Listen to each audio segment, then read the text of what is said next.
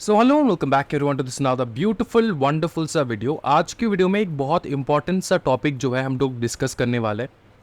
Topic ये है कि बहुत बार मुझको बहुत सारे स्टूडेंट कहते हैं कि सर एक चीज़ बताओ, मैं एग्जामिनेशन में बहुत अच्छे से लिख के आता हूँ लेकिन मैं पास नहीं कर पाता। सर ऐसा बात है कि कुछ पेपर्स में मुझे बहुत अच्छा मार्क्स मिलता है, जैसे कि कुछ पेपर्स में मुझको 60 प्लस मार्क्स मिलते हैं, कुछ पेपर्स में मुझको 75 प्लस मार्क्स मिलते हैं, लेकिन कुछ पेपर्स में मुझको 25 मार्क्स मिलते हैं एंड कुछ पेपर में मुझको 20 मार्क्स 30 मार्क्स ऐसे करके मिलते हैं। तो sir majority of the paper जो है मेरा तो निकल जाता है, लेकिन सर एक दो पेपर के लिए मैं मिस कर जाता हूँ और मैं पास नहीं कर पाता। ये हो गया सर मेरा प्रॉब्लम। तो आज इसी प्रॉब्लम को हम लोग एड्रेस करेंगे एंड इसी प्रॉब्लम का सल्यूशन भी मैं दूंगा, टेक्निक्स बताऊंगा कि कैसे क्या करना होता है, और जिसके हिसाब से अगर तुमने फॉलो किया तो आपका जो अपकमिंग एग्जामिनेशन होगा वो आप डेफिनेटली निकाल लोगे। देखो सिंपल चीज़ एक समझो, आप क्यों एग्जामिनेशन में फेल होते हो? क्योंकि कुछ सब्जेक्ट आपका बहुत ज़्यादा अच्छा है एंड कुछ सब्जेक्ट आपका बहुत ज़्यादा कमज़ोर। करेक्ट? हाँ जी, करेक्ट। ये आपने आइडेंटिफाई कर लिया कम से कम, ये आपको पता है कि सर हाँ कुछ सब्जेक्ट्स मेरा बहुत अच्छा है एंड कुछ सब्जेक्ट्स बहुत ज़्यादा कमज़ोर है। करना क्या है सर वो बताओ। देखो आज एक हम लोग मेथड के बारे में समझेंगे, एक टेक्निक के बारे में समझेंगे, ठीक है, जिससे हम लोग इसी प्रॉब्लम को कैसे डील करना होता है वो हम लोग समझने वाले। ठीक है, देखो आज एक हम लोग अप्रोच जानेंगे जिसको कहा जाता है द ब्रोकन बैरल अप्रोच। अब ये जो बैरल है ये समझो तुम्हारा पूरा पढ़ाई करने का एक जर्नी है, फ्रॉम बॉटम, यहाँ से स्टार्ट है और यहाँ पे एंड है। ठीक है, इस जर्नी में बहुत सारे स्टेव होंगे। स्टेव मतलब ये वाला पोर्शन जो इस बैरल को मजबूत बना के रखता है, क्योंकि अगर बैरल मजबूत नहीं है तो यहाँ से क्या होगा, लीक करेगा। क्या? ऑयल। आपके केस में इंफॉर्मेशन लीक आउट करेगा, आपके केस में रिजल्ट नहीं निकलेगा। ठीक है, ये आप समझ में आ रहा है, ये पूरा समझ में आ रहा है कि कहाँ से स्टार्ट है कहाँ पे एंड है, और ये क्या है, ये मोस्ट इंपॉर्टेंट पार्ट है जो आपके पूरे इस प्रोसेस को होल्ड करके रखता है। एक भी स्टेव, एक भी ये वाला जो चीज़ है ये अगर टूट जाए या फिर ब्रेक हो जाए तो लीक करेगा। क्या? बैरल के केस पे लीक करेगा ऑयल और आपके केस में लीक करेगा इंफॉर्मेशन एंड आपके रिजल्ट्स। ये आप समझ लो। इसको एड्रेस कैसे करना है सबसे पहले ये समझो। अगर मैं इस 5 स्टेव को 5 पेपर्स में कन्वर्ट कर दूं, मैं बताऊं कि ये जो 5 स्टेव है ना ये आपके 5 पेपर है। ये पेपर 1, ये पेपर 2, ये पेपर 3 एंड ये पेपर 4 एंड ये पेपर 5। ठीक है, ये 5 पेपर्स हैं। क्या है हम लोग समझ सकते हैं? हाँ सर ये समझ सकते हैं। क्या पांचों पेपर में आप बहुत ज़्यादा ब्रिलियंट हो? Question mark. क्या पांचों पेपर में आप बहुत ज़्यादा ब्रिलियंट हो? नहीं सर, मेरा जो है सर, मैं आपको बताता हूँ सर, ऑनेस्टली बताता हूँ सर, मेरा दिक्कत ये है कि मेरा ये पेपर जो है ये ज़्यादा अच्छा नहीं है और ये पेपर मेरा ज़्यादा अच्छा नहीं है, लेकिन ये पेपर जो है ये मेरा बहुत अच्छा है। इसका मतलब क्या है सर? इसका मतलब ये है कि आपका जो ये बैरल है, बैरल में जो ये 5 इम्पॉर्टेंट पार्ट है, इसको इक्वली जो है डिटर्मिनेशन से आप पढ़ नहीं रहे हो, डिटर्मिनेशन से आप इसको नक्की नहीं कर रहे हो फॉर द एग्जामिनेशन। अंडरस्टूड? हाँ जी, ये है प्रॉब्लम, ये है प्रॉब्लम। एक चीज़ आप बहुत अच्छे से समझ लो, किसी भी स्टूडेंट का पांचों पेपर स्ट्रेंथ नहीं हो सकता है। हो सकता है कि एक पेपर ये स्ट्रेंथ हो, ये वाला स्ट्रेंथ हो, ये वाला स्ट्रेंथ हो, ये वाला वीकनेस हो, ये वाला वीकनेस हो। अंडरस्टूड? तो अगर वीकनेस है, यहाँ पे छेद है, तो क्या होगा पता है? लीक आउट करेगा। क्या लीक आउट करेगा सर? लीक आउट करेगा इंफॉर्मेशन, लीक आउट करेगा आपका रिजल्ट।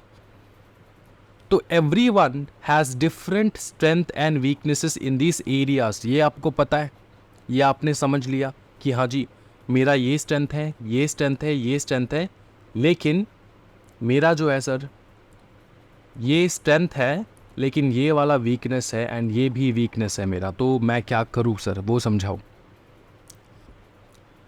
आपको जो है ना सबसे पहले आइडेंटिफाई करना है कि आपका वीकनेस कौन सा है। आपको आइडेंटिफाई करना है कि आपका वीकनेस क्या है। अगर आपने आपका वीकनेस आइडेंटिफाई कर लिया सबसे पहले, तो क्या होगा, आपका ये जो लीकेज है ये बंद हो जाएगा। ये जो लीकेज हो रहा है ना, ऑयल लीकेज, इंफॉर्मेशन लीकेज हो रहा है, रिजल्ट का लीकेज हो रहा है, रिजल्ट। तो जब तक आप अपने फॉल्ट को, अपनी वीकनेस को आइडेंटिफाई नहीं करोगे, तब तक आपका रिजल्ट नहीं निकलेगा। You have to first of all identify your weakest step and then strengthen your weakness, and then strengthen your weakness. क्या ये समझ में आ रहा है आपको? कोई दिक्कत वाली बात नहीं है? बहुत बवाल। सुनो एक चीज़, और एक मेथड है जिसको कहा जाता है द सिल्वर बुलेट मेथड। ठीक है, मैं आपको यहाँ पे एक्सप्लेन कर देता हूँ। और एक मेथड है जिसको कहा जाता है द सिल्वर बुलेट मेथड। ये एक प्रकार का बुलेट है।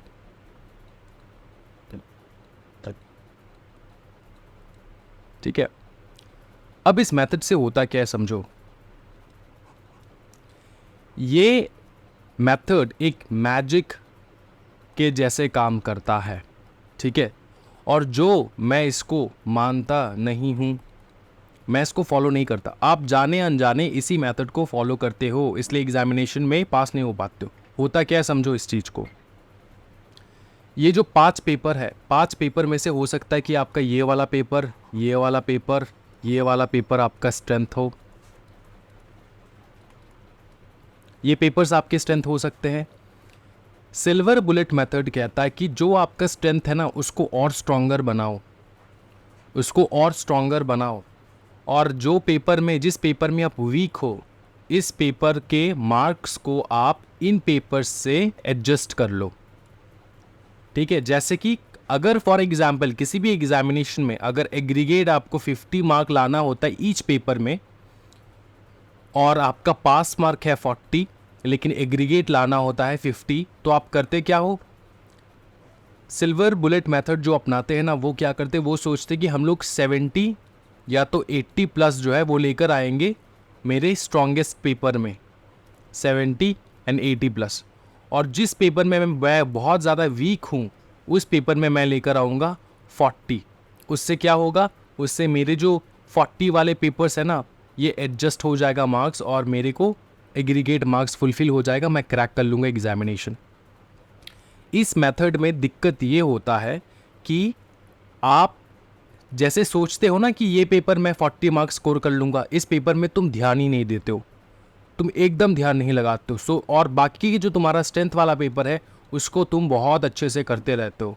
और एग्जामिनेशन में क्या होता है, फाइनली जब रिजल्ट निकलता है, तो ये जो वीकनेस वाला पेपर है उसमें आप लेकर आते हो 16, 13, 12, ये मार्क्स आते हैं आपके।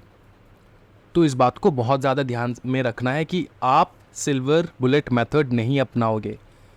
इससे अच्छा है आप हर सब्जेक्ट में सिर्फ 50 लेकर आ जाओ।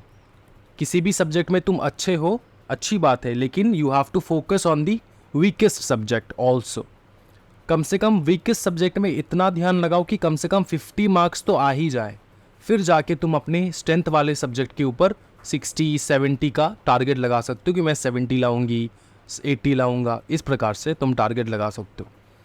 तो मैं अप्रोच जो फॉलो करता हूँ, वो मैं हर स्टूडेंट को कहता हूँ अपने क्लासेस में भी, कि always follow the broken barrel method. Once you know and identify that one stave of your barrel is broken, you understood that one paper is very weak, you are not being able to cope up with that paper, you have to put more and more efforts to seal this, understood, so that there is no leakage,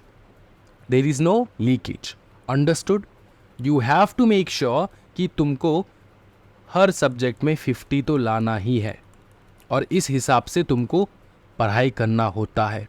जिस paper में तुमको बहुत कम marks आते हैं, उस paper को ज़्यादा से ज़्यादा करो, ज़्यादा से ज़्यादा टाइम दो, बजाय उन पेपर के जिसमें तुम 60-70 मार्क्स आराम से स्कोर कर लेते हो। Understood? So follow the broken barrel method instead of the silver bullet method.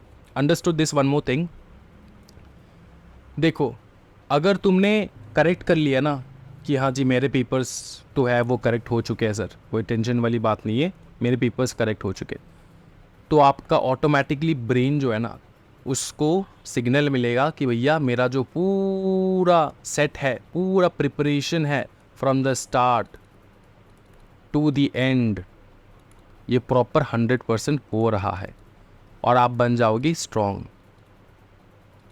फिर एग्जामिनेशन को क्रैक करने से कोई नहीं रोक सकता आपको, ये बात समझ लो आप। अंडरस्टूड? अंडरस्टूड। अच्छा एक बात बताओ सर, ये जो वीकेस्ट पेपर है, पकड़ लो सर ये मेरा वीक पेपर है, ये मेरा वीक पेपर है, इन वीक पेपर्स को हम लोग स्ट्रॉन्ग कैसे बनाएं? The only method is giving more and more time, more and more understanding and more practice.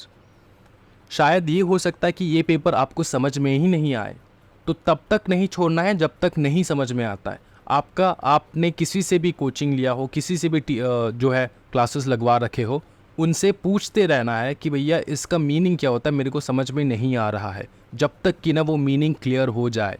और अगर वो टीचर आपको एक्सप्लेन नहीं कर पा रहा है तो सबसे बड़ा टीचर है यूट्यूब, वहाँ पे आ जाओ, आके चेक करो कि ये मीनिंग जो है क्या है।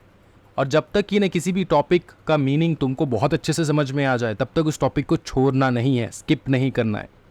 Understood? This is a professional examination जो भी तुम कर रहे हो, एंड ये आपका लाइफ बनाएगा, ठीक है? अंडरस्टूड? कूल। तो इसका एक ये है कि भैया अपना वीकेस्ट स्टेप को हम लोग कैसे बनाएं, कैसे अच्छा करें, solving more and more questions and solving your doubts, okay, so that there is no leakage, no leakage. Understood? तो ज़्यादा से ज़्यादा टेस्ट दो, ज़्यादा से ज़्यादा प्रैक्टिस करो, ज़्यादा से ज़्यादा टाइम स्पेंड करो, ज़्यादा से ज़्यादा वीडियो देखो, कंसेप्चुअल वीडियो देखो उस टॉपिक के ऊपर, तब जाके तुम्हारा पूरा क्लियर होता है। Do not go for a silver bullet method, go for a broken barrel method and try to identify your mistakes and get back to it, and then you see your result कि क्या होता है।